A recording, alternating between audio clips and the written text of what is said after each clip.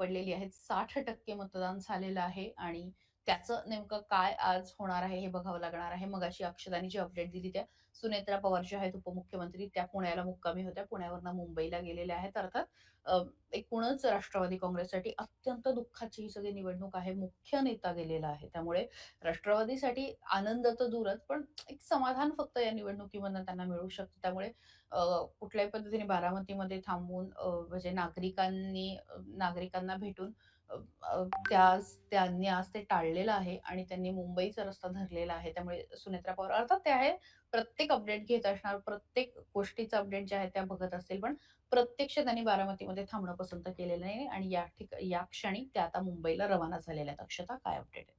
अर्थातच सुनेत्रा पवारांचं पण पाहिलं, की त्या मुंबईला रवाना झाल्याचं पाहायला मिळतंय. कारण की अर्थातच ही भावनिक निवडणूक होती. त्यानंतर एकंदरीत वातावरण जे आहे ते तिथलं दुःखद असं होतं. परंतु याच्यामध्ये सुद्धा सर्व पक्षांनी सुनेत्रा पवारांसाठी जे आहे ते प्रचार केल्याचं पाहायला मिळते.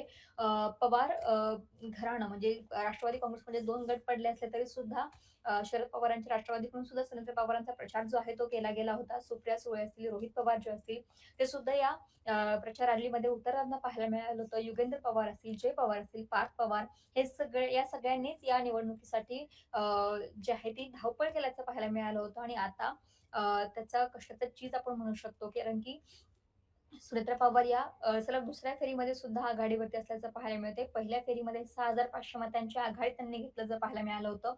पोस्ट मतमोजणीमध्ये सुद्धा सुनेत्रा पवार या आघाडीवरती होत्या आणि आता दुसऱ्या फेरीची मतमोजणी जी आहे ती सुरू आहे आणि दुसऱ्या फेरीमध्ये सुद्धा सुनेत्रा पवार या आघाडीवरती असल्याचं पाहायला मिळते. इकडे राहुरीमध्ये सुद्धा जर पाहिलं तर अक्षय कडिले हे आघाडीवरती आहेत. सुरुवातीच्या कलानुसार पोस्ट मतमोजणीमध्ये सुद्धा अक्षय कडिले हे आघाडीवरती होते आणि पहिल्या फेरीमध्ये सुद्धा अक्षय कडिले यांनी आघाडी घेतल्याचं पाहायला मिळते. खरं तर राहुरीमध्ये निकाल येण्याआधीच एका बॅनरनं लक्ष वेधल्याचं पाहायला मिळते. पुण्यामध्ये अक्षय कडिले यांच्या विजयाचे बॅनर लागलेले आहे. शिकूया AI ची क्रांती. चला करूया MSCIT. आजच नजीकच्या MSCIT केंद्रात आपला प्रवेश निश्चित करा.